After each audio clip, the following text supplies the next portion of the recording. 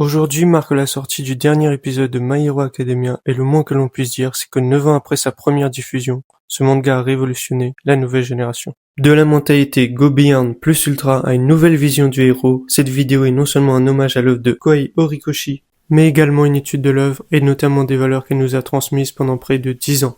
Alors sans plus tarder, plongeons-nous dans le sujet de la vidéo. Salut à toi et bienvenue dans cette nouvelle vidéo où tu l'as compris, on va parler de MHA qui finit aujourd'hui avec son dernier épisode en VO. Pour la VF, il faudra attendre un petit peu plus de temps. Tout d'abord, c'est incontestable que MHA a eu un énorme impact dans le manga. Que tu n'aimes ou pas l'œuvre, il faut le reconnaître. Premièrement, le manga s'est vendu à plus de 100 millions d'exemplaires dans le monde, soit 60 millions au Japon et 40 millions environ à l'étranger. Il fait partie des best-sellers de la Shueisha, qui est, pour rappel, l'éditeur. Le manga figure encore dans le top 10 des mangas les plus vendus au Japon en 2023. Le volume 42, soit le dernier, a atteint les 1 million d'exemplaires à lui seul. Et oui, rien que ça. Deuxièmement, MHA nous donne une autre vision du héros.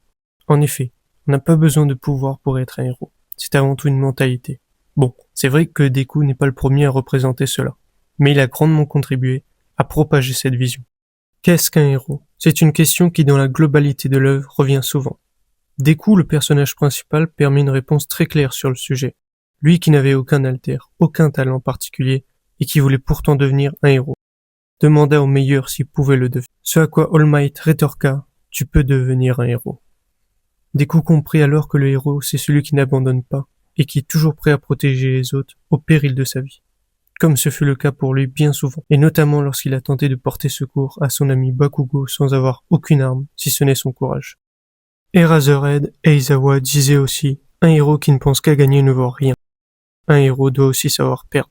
L'héroïsme n'est par conséquent pas un talent particulier réservé aux élites, mais c'est avant tout un état d'esprit que chacun peut adopter en se mettant au service des autres.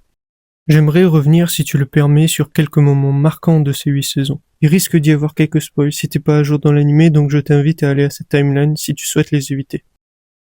Le premier moment dont j'ai envie de parler, c'est la première discussion entre Deku et All Might et le lien qu'elle a avec le dernier Smash de Deku, car entre les deux moments, environ 1 an s'est écoulé.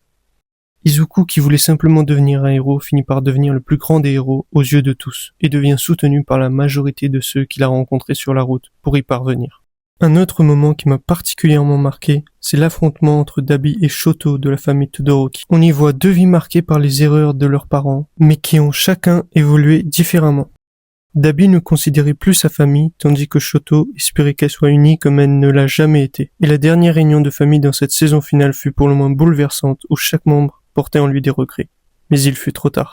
On ne peut changer le passé, mais on peut au moins avancer. Le dernier moment que j'aimerais évoquer est la classe d'Eraserhead, comme dirait Shigaraki. Il s'agit pour rappel de la scène où Aizawa s'est volontairement coupé la jambe pour éviter de perdre son alter dans un moment crucial de la bataille finale. Il a fait cet acte sans se poser de questions. Et cela nous rapporte à la citation dont j'ai parlé au début de la vidéo. Un héros qui ne pense qu'à gagner ne vaut rien. Un héros doit aussi savoir perdre. Globalement, il y a énormément de moments marquants dans MHA, et cela pourrait même donner lieu à une autre vidéo. En ce qui concerne le manga, on peut dire que les dessins sont très beaux, et personnellement je trouve que le manga retranscrit mieux l'ambiance pesante dans les situations tendues. Et pour aller plus loin, je trouve que l'un des seuls reproches que l'on peut faire à l'anime, c'est que par moments, je trouve que le rendu à l'écran donne un côté enfantin, alors que dans le manga, on n'a absolument pas cette sensation. Néanmoins, la qualité du travail de Bones, le studio d'animation, n'est pas critiquable. Les visuels et les combats sont magnifiques et ils ont mis l'accent sur cela concernant la dernière saison. Les openings, les OST et les endings sont vraiment incroyables et leur visuel suit également. MHA fait partie des animés avec les meilleures musiques, c'est indéniable. En plus, le même groupe qui fut présent pour le premier opening est là durant le dernier, avec cette fameuse phrase « The day has come ». Le jour est venu si tu préfères. Et ça, c'est vraiment cool. Même l'ending de la saison finale montre tout le parcours réalisé par nos héros, et c'est à souligner. Toutes les personnes ayant participé à cette dernière saison ont voulu nous remercier par cette qualité dans chaque détail.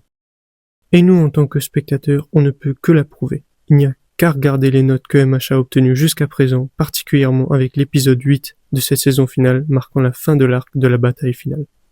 Les dialogues sont vraiment hyper intéressants, et ce sur plein de sujets. Bien sûr sur l'héroïsme, mais aussi la persévérance et donc l'espoir, la justice, l'entraide, le devoir et la famille principalement. L'histoire est quant à elle très bien écrite et suit un fil conducteur très cohérent. Bien que pas tout le monde ait compris toutes les particularités, que ce soit les alters ou certains événements, mais l'œuvre est généralement claire et explique bien les termes et le déroulé du plot. Les personnages sont tous globalement très attachants et ont tous des motivations et personnalités très différentes et propres à eux-mêmes. Pour ma part, j'aime la plupart des personnages, mais surtout Headshot, Shoto, Hawks, Shigaraki et Aizawa.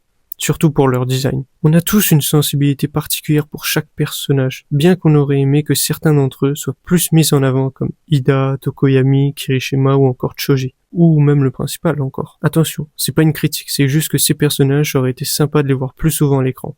Mais après on sait que les mangaka ont des calendriers à tenir, donc ils ont pas forcément le temps, on les soutient malgré tout. Les antagonistes sont de haute qualité, que ce soit Shigaraki ou All for One, mais également Overall, Himiko Toga, Black Mist, Dabi, Spinner et Twice notamment. Même si je pourrais globalement tous les citer. MHA a donc réussi à incorporer les super-héros dans l'univers japonais. Le manga évoque donc beaucoup de thèmes, que ce soit les erreurs liées à la famille, avec la famille Todoroki, à la persévérance de Deku malgré les difficultés. MHA nous donne une perspective de vie et de buts différents à travers chaque individu. Au final, les personnages, que ce soit les héros comme les vilains, ne sont pas parfaits et ont tous commis des erreurs, mais c'est eux qui ont choisi le chemin qu'ils ont emprunté après avoir commis ces erreurs. Tomura Shigaraki a voulu entraîner tout le monde avec lui, All for One ne voulait aucune perspective d'avenir pour l'humanité, et All Might voulait donner le sourire aux gens. En fin de compte, My Hero Academia montre que malgré les difficultés personnelles, l'espoir collectif doit persister. Merci d'avoir regardé la vidéo. Si elle t'a plu, n'hésite pas à mettre un j'aime, et je vais t'inviter également à laisser un commentaire. On se retrouve à la prochaine vidéo, au-delà des limites, plus ultra.